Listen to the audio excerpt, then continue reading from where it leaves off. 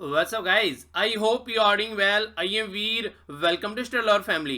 आज है 5 अप्रैल। काफी कुछ शानदार डिस्कस करने के लिए है आज के लेक्चर में। यहाँ पर आप लोगों को करंट अफेयर, स्टैटिक क्वेश्चन और ऑल यूपीएससी कुछ क्वेश्चन भी आप लोगों को देखने को मिलने वाले हैं। आप लोग इस लेक्चर को और भी इंटरेस्टिंग बना सकते हैं मेरे साथ में पार्टिसिपेट कर यानी कि क्वेश्चन के आंसर मेरे साथ दीजिए। उसके बाद में एक बार फिर से आप लोग रिव्यू कर लीजिए, जब पीडीएफ डालता हूँ उसको रिविजन कर लीजिए, तो फिर आप लोगों को लंबे समय तक ये क्वेश्चन याद रह जाएंगे।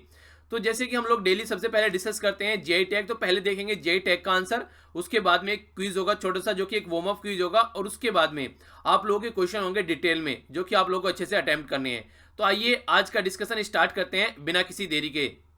सबसे पहले है ये जीआई टैग, जो मैंने आप लोगों से लास्ट वीडियो में पूछा था। ये था वायनाड रोबस्ता कॉफी, तो इसके बारे में आप लोगों को पता होना चाहिए। ये केरला में नॉर्मली आप लोगों को देखने को मिलेगा, और इसी के साथ में जो रजिस्टर किया गया था, ये 2019 में रजिस्टर किया था। एक एग्रीकल्चर टाइप प्रोडक्ट है, यानी कि अभी रिसेंटली ये जो था, ये अभी रिसेंटली इसको जीआई का टैग दिया गया था, ये आप लोग बोल सकते हैं। और जैसा कि मैंने आप सभी लोगों को बताया था, रिसेंटली जितने भी जीआई के टैग दिए गए 2018 और 19 में, वो सबसे ज्यादा इंपॉर्टेंट है। उसके बाद में फिर वो जीआई टैग जो कि न्यूज में रहते हैं, वो आप लोगों को कवर करने हैं। इस तरीके से आप लोग कवर कर चलना है, ठीक है। तो रिवीजन करते रहिए, कवर बनाने का मेरा काम है, बस आप लोग चीजों को अच्छे से रिवाइज करते रहिए।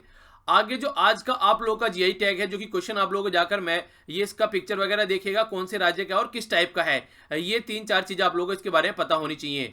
तो ये है यहाँ पर धारवाड़ पेठा, जाके देखिए कौन से राज्य से बिलोंग करता है और किस टाइप का ये प्रोडक्ट है और देखने में कैसा दिखता है। तो ये कुछ बातें आप लोग यहाँ पर इसके बारे में जरूर देखिएगा। ओके, आइए आगे बढ़ते हैं। ये आप लोगों के सामने छोटा सा क्विज, इसके बाद में फिर आप लोगों के क्वेश्चन स्टार्ट होंगे।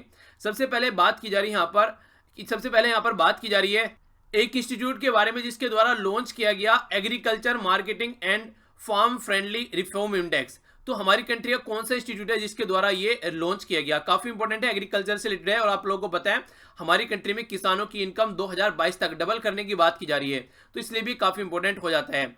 Zero defect and zero effect, ये एसोसिएटेड किससे है हमारी कंट्री में कैंपेन, ये आप लोगों को बताना है। काफी इंपॉर्टेंट है, क्योंकि हमारी कंट्री में भी कुछ प्रोडक्ट बनाने की बात की जा रही है, ताकि दूसरी कंट्री से अपनी कंट्री को हम लोग इंडिपेंडेंट बना सकें। तीसरा क्वेश्चन बड़ी फ्रीक्वेंटली यहाँ पर पॉलिटी में पूछा जाता है कि जो फंड कलेक्ट किया जाता है, जो प्रोविडेंट फंड या फिर स्मॉल जो सेविंग स्कीम होती है, वो पैसा कहां पर जाता है? कंसोलिडेटेड फंड ऑफ इंडिया में जाता है, या फिर कंटिजेंसी फंड में जाता है, पब्लिक अकाउंट में जाता है? तो कहां पर ये जाता है? ये पब्लिक अकाउंट फंड, तीनों फंड मैंने आप लोगों को पॉलिटी में डिटेल में पढ़ाए थे ना, तो इनमें से आप लोगों को बताना है इसका नाम। ये यहाँ पर नाम नेक्स्ट बात की जा रही है, ये है असददीप। ये जालंधर के रहने वाले हैं, जिनको अभी रिसेंटली एक अवार्ड दिया गया फोटोग्राफी में। तो ये काफी इंपॉर्टेंट है, जो कि आप लोगों को पता होना चाहिए। काफी न्यूज में था जब इनको ये मिला, तो इसके बारे में हल्का सा आइडिया आप लोग रख सकते हैं। एनिवर्सरी बतानी है आप लोग को, जो आजाद हिंद फौज की सेलिब्रेट की गई 31 अक्टूबर 2018 में। नेशनल फ्लैग यहाँ पर दिल्ली में फहराया गया इसके उपलक्ष्य में, और ये काफी न्यूज में भी था उस टाइम पर। ये जो इवेंट हुआ था, ये 21 अक्टूबर 1943 में हुआ था। तो कौन सी एनिवर्सरी ये अभी सेलिब्रेट यहाँ पर की गई? अगर बात करें इंडिया की रैंक रही 58 most competitive economy on the world bank, जो ग्लोबल कॉम्पिटिटिवनेस इंडेक्स यहाँ पर तैयार करता है। ये लिस्ट टॉप किसके द्वारा की गई, ये आप लोगों को बताना है। काफी इंपॉर्टेंट है, कई बार क्वेश्चन पूछा जा चुका है। कौन सी ऐसी कंट्री है वर्ल्ड में जिसके द्वारा भी एक रिसेंटली एक कमेटी सेटअप की गई थी, कैसे इन्वेस्ट करना है उसको इंडिया में, और इंडिया के साथ अपने रिलेशन कैसे बढ़ाने हैं? अगर ऐसा कोई क्वेश्चन आता है, तो सबसे पहले तो नॉर्मली आप लोगों को यही देखने को मिलेगा, कोई आसपास वाली कंट्री होगी, ठीक है। ज्यादा दूरी कंट्री नॉर्मली नहीं देखने को मिलती ऐसी, तो कोई आसपास वाली और खासकर पड़ोसी देशी होगा, तो नाम आप लोगों को बताना है। इंपॉर्टेंट क्वेश्चन है ये सारे, आप लोगों को या तो किसी क्वेश्चन की फॉर्म में मिल जाएंगे छोटे से, या फिर आप लोगों को स्टेटमेंट की फॉर्म में मिलेंगे, तो हल्का सा आइडिया आप लोगों को होना चाहिए। आइए आंसर पर नजर डालते हैं। अपना स्कोर जरूर लिखिएगा कमेंट बॉक्स में आंसर मिलाने के बाद में। सबसे पहले बात की जा रही है नीति आयोग के बारे में, national institute for transforming India. तो इसके द्वारा लॉन्च किया गया यहाँ पर जो कि ये इंडेक्स है, जिसका नाम है agriculture marketing and farm friendly reform index. इसके अलावा जीरो इफेक्ट की जब हम लोग बात करते हैं, तो ये बात की जाती है मेक इन इंडिया जो कैंपेन चलाया गया हमारी कंट्री में, तो उसके लिए यहाँ पर ये एक तरीके का यहाँ पर ये कैंपेन रखा गया कि हाँ जीरो डिफेक्ट और जीरो इफेक्ट होना चाहिए, तभी हम लोग ऐसे प्रोडक्ट बना पाएंगे जो बाहर भी जाकर बेचे जा सकें। जो प्रोविडेंट फंड और स्मॉल सेविंग स्कीम होती है, तो ये पब्लिक अकाउंट में गवर्नमेंट ऑफ इंडिया में जाती है। कंटिजेंसी फंड या फिर जो कंसोलिडेटेड फंड ऑफ इंडिया होता है उसमें नहीं जाती हैं, तो ये याद रखिएगा। ये असदीप के द्वारा जो जीता गया अवार्ड था, ये था young wild life photographer of the year, Asia का अवार्ड यहाँ पर इनके द्वारा जीता गया। काफी इंपॉर्टेंट था ये, काफी न्यूज में भी था। आप लोगों ने पिक्चर भी देखी होगी, अगर नहीं देखे तो पिक्चर देखिएगा, बड़ी क्यूट सी पिक्चर है, आप लोग देखकर समझ जाएंगे किसके बारे में बात कर रहा हूँ। इनका नाम लिखिएगा और फिर बोलिएगा कि ये अवार्ड मिला है और इसकी पिक्चर पे जाइएगा। 75th एनिवर्सरी यहाँ पर सेलिब्रेट की गई, जिसका आज़ाद हिंद फॉर्मेशन जो गवर्नमेंट बनाई गई थी, तो ये अभी नरेंद्र मोदी जी के द्वारा यहाँ पर झंडा फहराया गया था दिल्ली में, तो काफ़ी इंपॉर्टेंट था ये, न्यूज़ में भी काफ़ी रहा इवेंट। और खासकर अगर ऐसा इवेंट अभी पूछा गया है तो देखिए जो भी यहाँ पर क्वेश्चन पूछे जा सकते हैं आज़ादी से रिलेटेड, यहाँ पर क्वेश्चन वो चंद्रशेखर आजाद या फिर इसके अलावा जो सुभाष चंद्र बोस जी हैं उनसे रिलेटेड क्वेश्चन पूछे जा सकते हैं। ठीक है, नॉर्मली ऐसी चीजें आप लोगों से पास्ट में जाकर पूछी जाती है अगर किसी भी तरीके से पिक्चर में आते हैं किसी भी तरीके से, तो ठीक है, तो ये इसके बारे में हल्का सा आइडिया आप लोग रख सकते हैं। अगर बात की जाए यहाँ पर world bank global competitiveness index, तो ये यूएसए के द्वारा टॉप किया गया था, क्योंकि जो अगर कंपटीशन की बात करें तो सबसे ज्यादा बड़ी इकोनॉमी ढंग से अगर देखा जाए आज की डेट में भी सबसे ज्यादा कॉम्पिटिटिव जो मानी जा रही है वो यहाँ पर यूएसए की मानी जा रही है। श्रीलंका के द्वारा कमेटी सेटअप की गई हमारी कंट्री में कैसे उसको व्यापार करना है, तो ये भी काफी न्यूज में था। आगे चलता हूं, अब डिटेल में क्वेश्चन के ऊपर नजर डालते हैं। क्वेश्चन देखने के बाद में आप लोगों को अटेम्प्ट कर आंसर पहले देना है, इसके बाद में उसको आगे सुनना है। सबसे पहले बात की जा रही है इंटरनेशनल फाइनेंस कॉर्पोरेशन के बारे में। ये वर्ल्ड बैंक जो है, वर्ल्ड बैंक ग्रुप जो है उसका एक सिस्टर ऑर्गेनाइजेशन है, तो ये पूछा जा रहा है यहाँ पर। सबसे पहला क्वेश्चन यही है कि ये एक सिस्टर ऑर्गेनाइजेशन है एशियन डेवलपमेंट का, सॉरी पहले आप लोगों को बता दिया तो ये एक तरीके से पहली स्टेटमेंट गलत हो गई। चलिए सेकंड आप लोग देखिए, पहली स्टेटमेंट हो गई गलत, सेकंड स्टेटमेंट में यहाँ पर पूछा गया है कि ये एडवाइस करता है गवर्नमेंट को बिल्ड करने के लिए इंफ्रास्ट्रक्चर वगैरह पार्टनरशिप करने के लिए सपोर्ट प्राइवेट सेक्टर इन्वेस्टमेंट को, तो क्या ये स्टेटमेंट सही है? और यहाँ पर करेक्ट ही पूछा गया है, तो ये है आप लोगों के सामने क्वेश्चन। तो पहली स्टेटमेंट तो गलत हो गई। दूसरी स्टेटमेंट क्या है यहाँ पर कि दूसरी स्टेटमेंट के बारे में आप लोगों को बताना है, तो दूसरी स्टेटमेंट क्या है यहाँ पर? दूसरी स्टेटमेंट है करेक्ट, तो आंसर हो गया बी। ये जो ऑर्गेनाइजेशन है ये कहाँ पर इंफ्रास्ट्रक्चर वगैरह डेवलप करना है, किस तरीके से प्रमोट करना है, उन सब चीजों पर फोकस देकर चलता है किसी पर्टिकुलर कंट्री के बारे में। और काफी एक तरीके से प्राइवेट सेक्टर के ऊपर फोकस देकर चलना, तो सीधा सीधा उस कंट्री में कितना ज्यादा इन्वेस्टमेंट किया जा सकता है आउटसाइड से, और खासकर ये फोकस ये रहता है कि जो डेवलपिंग इकोनॉमी है उन पर ये ज्यादा फोकस देकर चलता है। और अभी इसके द्वारा यहाँ पर टारगेट भी रखे गए कि 2030 तक, जो कि हमारे सस्टेनेबल डेवलपमेंट गोल है, तब तक जो एक्सट्रीम फॉर्म ऑफ पॉवर्टी है, यानी कि बिल्कुल ही खतरनाक वाली जो गरीबी होती है, उसको खत्म करने की बात इसके द्वारा रिसेंटली अभी बोली गई है। तो इसलिए भी काफी न्यूज में था, और 2030 तक का ये टारगेट है। और किसका? ये वर्ल्ड बैंक ग्रुप का पार्ट है ये, ना कि एशियन डेवलपमेंट बैंक का। आगे चलता हूं, नेक्स्ट जो न्यूज है आप लोगों के सामने, नेक्स्ट जो क्वेश्चन है आप लोगों के सामने, ये बात की जा रही है इथेनॉल के बारे में। तो तीन स्टेटमेंट है, तीन स्टेटमेंट्स में से आप लोगों को ये छांटना है कि कौन सी स्टेटमेंट इनकरेक्ट है। मैंने पहले बताया था डायरेक्ट पहले आप लोग यहां पर नजर डाला करो, क्योंकि इसके बारे में आप लोगों को पता होना चाहिए। कई बार आप लोग क्वेश्चन पढ़ने के बाद भी क्वेश्चन को गलत कर बैठते हैं। तो इथेनॉल को जो बोला जा रहा है, इसका जो केमिकल फॉर्मूला बोला गया है ये C2H5OH, तो क्या ये सही है? दूसरा बोला गया यहाँ पर इथेनॉल जो है वो एक रिन्यूएबल फ्यूल है, इसके बारे में बताना है। तीसरा बोला गया इथेनॉल प्रोड्यूस किया जाता है फ्रॉम व्हीट ओनली। देखिए जब इस तरीके कोई स्टेटमेंट आ जाए ना ओनली वगैरह, तो नॉर्मली वो स्टेटमेंट पर आप लोगों को ज्यादा फोकस देना है। और पूछा भी गया कि कौन सा इनकरेक्ट है, ठीक है, तो ये क्वेश्चन आप लोगों से पूछा गया है। सबसे पहले क्या ये फॉर्मूला है इसका? तो इसका फॉर्मूला जी हाँ यही इसका फॉर्मूला है। दूसरा बोला गया है यहाँ पर इथेनॉल कंसिडर किया जाता है as a renewable fuel. Renewable fuel इसलिए कंसिडर किया जाता है कि ये व्हीट, शुगर कैन, इन जैसी चीजों से बनाया जाता है। और ये चीजें कहां से आती है? हम लोग इनको जमीन में बोते हैं और आसानी से सूरज की रोशनी से और पैदावार बढ़ाई जा सकती है। और ये काफी लंबे समय तक हम इनको बो सकते हैं, जब तक इंसान जिंदा है तब तक इनको हम लोग उगा सकते हैं। तो इसलिए एक रिन्यूएबल एनर्जी में ये काउंट किया जाता है, ठीक है, तो ये काफी इंपॉर्टेंट है, याद रखिएगा। जिस तरीके से आप लोग सन, सोलर एनर्जी या फिर विंड एनर्जी को बोलते हैं, उसी तरीके से आप लोग इसको भी रिन्यूएबल एनर्जी में काउंट कर सकते हैं। ये काफी इंपॉर्टेंट क्वेश्चन यहाँ पर बन जाता है। तो ये दोनों स्टेटमेंट यहां पर सही होगी। और यहां पर जो तीसरी स्टेटमेंट है व्हीट ओनली बोला गया, नहीं, व्हीट अकेला यहां पर नहीं है। यहां पर शुगर कैन यानी कि गन्ना हो गया, व्हीट हो गया, मेज हो गया, तो ये कई सारी चीजें आप लोगों को गेहूं वगैरह, मक्का वगैरह, इन सब से भी ये बनाया जाता है। तो इस तरीके से आप लोग देखेंगे पहली स्टेटमेंट सही होगी, दूसरी स्टेटमेंट सही है, तीसरी स्टेटमेंट यहां पर गलत हो गई, ओनली बोला गया था यहां पर। और आंसर क्या पूछा गया? आंसर गलत ही पूछा गया है। तो गलत पूछा गया तो आंसर हो गया यहाँ पर सी। अगर पूछता कौन सा करेक्ट है तो आंसर सीधा सीधा ए होता। और यही तो ट्रिक खेली जाती है एग्जाम में, सबसे पहले वही आंसर देंगे, यानी कि आप लोग इनकरेक्ट पढ़ना भूल जाएंगे और आप लोग सबसे पहले इस पर टिक लगाएंगे और आकर बोलेंगे हम तो सारे क्वेश्चन सही कर आए हैं। तो यही सबसे बड़ी बात होती है, थोड़ा ध्यान से पढ़ने की। ओके, आगे बढ़ता हूं। अगला क्वेश्चन बड़ा ही ध्यान से पढ़ने वाला क्वेश्चन है। इस तरह क्वेश्चन नॉर्मली इंसान गलत कर बैठता है। बात की जा रही है यहाँ पर मेघामलाई वाइल्ड लाइफ सेंचुरी के बारे में। ये रिसेंटली अभी न्यूज में रही है, तो इसलिए आप लोगों से क्वेश्चन पूछा गया है।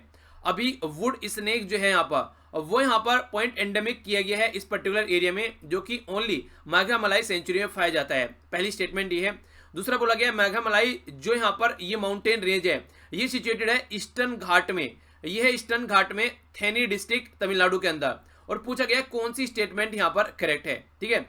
तो इसका आंसर है पहले का ए, दूसरे का बी, तीसरे का बोथ और यहाँ पर नन। आइए एक बार नजर डाल देते हैं। बात करें अगर यहाँ पर स्नेक वुड की, तो ये रिसेंटली अभी जो देखने को मिला 140 साल बाद यहाँ पर देखने को मिला। सर्वे किया गया यहाँ पर मेघामलाई वाइल्ड लाइफ सेंचुरी के द्वारा। तो पहली स्टेटमेंट यहाँ पर सही हो गई। दूसरा जो स्नेक वुड है यहाँ पर ये पॉइंट एंडेमिक किया गया यहाँ पर मेघामलाई सेंचुरी के अंदर और ओनली यहीं पर ये पाया गया, और ये सिचुएटेड है वेस्टर्न घाट थेनी डिस्ट्रिक्ट तमिलनाडु के अंदर। तो देखिए आप लोगों को पता होना चाहिए जब वेस्टर्न घाट की बात करते हैं तो तमिलनाडु का कुछ पोर्शन वेस्टर्न घाट में देखने को मिलता है। वैसे अगर आप लोग तमिलनाडु को देखेंगे तो तमिलनाडु आप लोगों को ईस्टर्न घाट में नजर आएगा, पर लेकिन कुछ पोर्शन आप लोगों को इसका वेस्टर्न घाट में भी देखने को मिलता है। तो ये इस तरह कंफ्यूजिंग क्वेश्चन नॉर्मली कई बार यूपीएससी इस तरह क्वेश्चन सेट कर देती है, ठीक है। तो आंसर क्या होगा अगर आंसर क्या होगा अगर इस तरीके से आप लोग देखेंगे तो इसका आंसर आप लोगों के सामने हो गया। फर्स्ट स्टेटमेंट सही होगी, सेकंड में हाँ ईस्टर्न घाट तमिलनाडु बोला गया है, ठीक है, जबकि ये वेस्टर्न घाट में है। तो आंसर क्या हो गया, आंसर हो गया इसका ए। ओके, तो ये मेघामलाई जो सेंचुरी है इसके बारे में आप लोग याद रखिएगा, मेघामलाई सेंचुरी तो ये तमिलनाडु में वेस्टर्न घाट में देखने को मिलती है, ठीक है। आगे बढ़ते हैं नेक्स्ट क्वेश्चन। नेक्स्ट क्वेश्चन में बात की जा रही है एक बीमारी के बारे में, ये है कासनूर बीमारी, ठीक है। तो ये बीमारी कासनूर फॉरेस्ट बीमारी, ये जिसको KFD बोला जाता है, ये रिसेंटली अभी न्यूज में थी। सबसे पहले बोला गया कि ये वाइड स्प्रेड होती है, पर्सन टू पर्सन ट्रांसमिट इस डिसीज को किया जा सकता है। दूसरा बोला गया कि वैक्सीन जो इसके लिए अब तक अवेलेबल नहीं है। तो कौन सी स्टेटमेंट सही है? तो जो पहली स्टेटमेंट है यहाँ पर पहले आप लोग ये पता होना चाहिए, पूछा गया है करेक्ट पूछा गया यहाँ पर। तो पहली स्टेटमेंट यहाँ पर इनकरेक्ट है, ये पर्सन टू पर्सन नहीं होती है, जानवरों से पर्सन के अंडर आती है, ठीक है। ये इस तरीके से आप लोग जान सकते हैं। और खासकर ये जो आती है ये सबसे पहले देखी गई यहाँ पर ये चाइना और सऊदी अरेबिया में देखने को मिली, और अभी रिसेंटली हमारी कंट्री में खासकर साउथ इंडिया में भी ये पाई गई है, तो इसलिए काफी न्यूज में थी। इसके बारे में आप लोगों को पता होना चाहिए। बाकी बोला गया कि वैक्सीन इसके लिए अवेलेबल नहीं है, तो वैक्सीन इसके लिए अवेलेबल है, तो ये बिल्कुल गलत स्टेटमेंट यहाँ पर हो गई। और जो इन्फेक्टेड खासकर जो बंदर वगैरह हैं उनसे ये जानवरों में पहुंची, तो इस वजह से भी ये काफी न्यूज में थी। तो आंसर क्या हो गया इसका? आंसर हो गया डी। आगे चलता हूं। नेक्स्ट काफी इंटरेस्टिंग क्वेश्चन है आप लोगों के सामने। ये बात की जा रही है कूलिंग एक्शन प्लान के बारे में। तो कूलिंग एक्शन प्लान इंडिया में लॉन्च किया गया, तो इसके बारे में स्टेटमेंट है। बोला गया कि इंडिया 4th कंट्री है यूएसए, चाइना, रशिया के बाद में जिसके द्वारा यहाँ पर ये डॉक्यूमेंट डेवलप किया गया, और करेक्ट स्टेटमेंट पूछी गई है। दूसरा बोला गया है union ministry of environment, forest and climate change के द्वारा ये वर्ल्ड ओजोन डे के दिन यहाँ पर ये लॉन्च किया गया हमारी कंट्री में। तो क्या ये सही है? और कौन सी स्टेटमेंट सही है? फर्स्ट आंसर सही है, सेकंड, बोथ या फिर नन आंसर सही है? तो सबसे पहले पहली स्टेटमेंट, तो ये 4th कंट्री जो बोला गया है ऐसा कुछ नहीं है, ये फालतू की बात है। यहाँ पर हमारी कंट्री वर्ल्ड में फर्स्ट कंट्री है जिसके द्वारा यहाँ पर ऐसा डॉक्यूमेंट यहाँ पर ये बनाया गया, यानी कि हमारी कंट्री से पहले ये डॉक्यूमेंट किसी के द्वारा नहीं बनाया गया। और ये यहाँ पर 16 सितंबर जो कि वर्ल्ड ओजोन डे के रूप में सेलिब्रेट किया जाता है, इस दिन यहाँ पर ये प्रोग्राम लॉन्च किया गया। सीधा सीधा पर्पज ये होता है कि देखिए प्लेनेट जो है हमारा उसको कूल रख सकें, जो CO2 की क्वांटिटी ज़्यादा निकलती है उसको कंट्रोल किया जा सके, और जिनके पास में लोगों के पास में AC भी नहीं है खासकर वो भी अपनी लाइफ को एंजॉय कर सकें। इस तरीके से बात की गई है जो गर्मियों के ड्यूरेशन में। तो ये मिनिस्ट्री जो हमारी है यहाँ पर forest and the climate change, इसके द्वारा ही यहाँ पर ये वर्ल्ड ओजोन डे जो कि 16 सितंबर को सेलिब्रेट किया जाता है तब यहाँ पर लॉन्च किया गया। तो ये भी काफी इंपॉर्टेंट स्टेटमेंट बन जाती है वर्ल्ड ओजोन डे, ठीक है ना। तो इसके बारे में आप लोग हल्का सा आइडिया रखिएगा। तो पूछा जा रहा है कौन सा करेक्ट है, तो फर्स्ट तो इनकरेक्ट हो गया क्योंकि इंडिया फर्स्ट कंट्री है, और सेकंड यहाँ पर करेक्ट हो गया। तो इस तरीके से आंसर हमारा बी हुआ। आगे बढ़ता हूं। नेक्स्ट क्वेश्चन है यहाँ पर चाइना के चैंग E4 मिशन के बारे में। तो चैंग E4 मिशन ये काफी न्यूज में था। तो बोला जा रहा है जो चाइना है यहाँ पर ये जो मून की डार्कर साइड है, यानी कि एक साइड ये पृथ्वी होता है और दूसरी साइड में मून होता है, और यहाँ पर जो मून की दूसरी साइड की साइड है यहाँ पर जो कि हम लोग नहीं देख पाते हैं, तो ये वाली साइड पर सेकंड कंट्री बना है चाइना, ये चैंग E4 प्रोजेक्ट के साथ में, जो यूएसए के बाद में यहाँ पर जिसके द्वारा ये प्रोजेक्ट छोड़ा गया है। दूसरी स्टेटमेंट है चैंग E4 ये 4th मिशन था चाइना का लूनार मिशन के लिए, जो यानी कि चांद के लिए, जिसका नाम इनके भगवान के नाम पर रखा गया है। यानी कि चैंग E4 इनकी यहाँ पर ये चंद्रमा देवी एक तरीके से गॉड से थी इनकी, जिनके द्वारा जिनके बेस पर ये नाम रखा गया है। तो कौन सी स्टेटमेंट सही है? तो आइए एक बार नजर डाल लेते हैं। सबसे पहले तो ये जो चैंग E4 प्रोजेक्ट है ये चाइना फर्स्ट कंट्री है, इससे पहले यूएसए के द्वारा भी यहाँ पर यानी कि वर्ल्ड में किसी भी कंट्री के द्वारा यहाँ पर ये अचीवमेंट नहीं किया गया। दूसरा चैंग E4 कंट्री जो यहाँ पर ये चाइना के द्वारा यहाँ पर है, ये इनकी मदर से जो मदर गॉड से इनके नाम पर यहाँ पर रखा गया, मून से रिलेटेड जो है, ठीक है। और ये यहाँ पर जो रोक वगैरह या फिर सोयल वगैरह जो भी है चांद के अंदर, वो पृथ्वी पर सैंपल को भेजने वाला है और ये लगभग 3 साल तक यहाँ पर काम करने वाला है। इससे पहले 4 प्रोजेक्ट चांद के लिए और भेजे गए इनके, पर लेकिन ये डार्कर साइड के लिए पहला प्रोजेक्ट था जो कि हम लोग नॉर्मली नहीं देख पाते हैं, और ये बहुत बड़ा अचीवमेंट इनके द्वारा माना गया, वर्ल्ड के द्वारा माना गया कि हाँ ऐसा कुछ किया गया। तो फर्स्ट स्टेटमेंट यहां पर गलत होगी, सेकंड स्टेटमेंट सही है, तो इसके बारे में याद रखिएगा। तो यहां पर ये रोबोट घूमने वाला है, चांद पर घूमने वाला है, घूम रहा है और जो कि यहां पर इंफॉर्मेशन सेंड कर रहा है। तो आंसर क्या हुआ? आंसर हो गया बी। नेक्स्ट स्टेटमेंट है यहां पर, ये है एविस आइलैंड के बारे में। तो पूछा जा रहा है कहां पर ये लोकेटेड है, अभी रिसेंटली न्यूज में था, जापान, चाइना, इंडोनेशिया या फिर इंडिया। तो लोकेशन एक बार आप लोग देख लीजिए, यहां पर ये है इसकी लोकेशन एग्जैक्ट जहां पर ये सिचुएटेड है, यानी कि हमारी कंट्री के अंडमान निकोबार वाले एरिया में ये आइलैंड आप लोगों को देखने को मिलता है। इन्वायरमेंट मिनिस्ट्री के द्वारा अभी अमेंडमेंट किया गया था ला यहां पर अलाउ करने के लिए टूरिज्म प्रोजेक्ट को एविस आइलैंड में, ये अंडमान निकोबार वाली टेरिटरी में, तो इसीलिए ये अभी न्यूज में था। तो इससे रिलेटेड क्वेश्चन आप लोगों से बन सकता है क्योंकि हमारी ही कंट्री का ये एक आइलैंड है। तो आंसर डी हो गया। आइए आगे बढ़ते हैं और ये आज का लास्ट क्वेश्चन है। बात की जा रही है ऑफिशियल सीक्रेट एक्ट के बारे में। तो बोला गया फर्स्ट टाइम ये इनेक्ट किया गया 1919 में। तो क्या ये सही है? 1919 में इनेक्ट किया गया। दूसरा बोला जा रहा है यहाँ पर कि जो लॉ है एप्लीकेबल है private companies not the citizen, हमारी कंट्री में जो प्राइवेट कंपनी है उनके ऊपर एप्लीकेबल है, सिटीजन के ऊपर एप्लीकेबल नहीं है। RTI act is not applicable to the data, यानी कि जो डेटा आप लोग जानना चाहते हैं आरटीआई के तहत, तो ऑफिशियल सीक्रेट एक्ट उसके ऊपर, यानी कि आरटीआई एक्ट एप्लीकेबल नहीं होता है ऑफिशियल सीक्रेट एक्ट पे। और इससे भी स्टेटमेंट, सबसे इंपॉर्टेंट बात यहां पर ये इनकरेक्ट स्टेटमेंट पूछा गया है। तो कौन सी स्टेटमेंट यहां पर इनकरेक्ट है? सबसे पहला जो बात की जा रही है 1990, ये गलत है। यहां पर ये है यहां पर 1923, ये 1923 है और ये न्यूज में भी था और आजादी से पहले बनाया गया था और आज तक भी इंप्लीमेंट किया जा रहा है। तो पहली स्टेटमेंट इनकरेक्ट हो गई। दूसरा बोला गया कि प्राइवेट कंपनी के ऊपर एप्लीकेबल नहीं होता है, एप्लीकेबल होता है ओनली सिटीजन के ऊपर, नहीं, ये प्राइवेट कंपनी और सिटीजन के लिए सबके ऊपर एप्लीकेबल होता है। दूसरी स्टेटमेंट भी यहां पर गलत हो गई। तीसरी स्टेटमेंट बोला गया कि आरटीआई के तहत आप लोग डेटा नहीं ले सकते अगर ऑफिशियल सीक्रेट्स वहां पर लिख जाता है। तो ये स्टेटमेंट यहां पर सही हो गई। तो इस तरीके से आंसर क्या हो गया? आंसर हो गया इसका ए, क्योंकि इनकरेक्ट स्टेटमेंट पूछी गई है। ओके, तो ये था टोटल आज का डिस्कशन। आई होप कि आप लोगों को लेक्चर पसंद आया होगा। स्टार्टिंग से ही देखिए अपना जोश हाई रखिए ताकि शाम तक आप लोग लाइफ को एंजॉय कर सके। बाकी जो नेक्स्ट लेक्चर होगा वो होगा आप लोगों को द हिंदू का। जो भी क्वेश्चन आप लोगों से पूछे जाते हैं उनके आंसर जरूर दिया कीजिए। तो मिलता हूं नेक्स्ट लेक्चर में। बड़ों को नमस्ते, छोटों को प्यार, छोटी सी लाइफ एंजॉय करो यार। तब तक के लिए जय हिंद।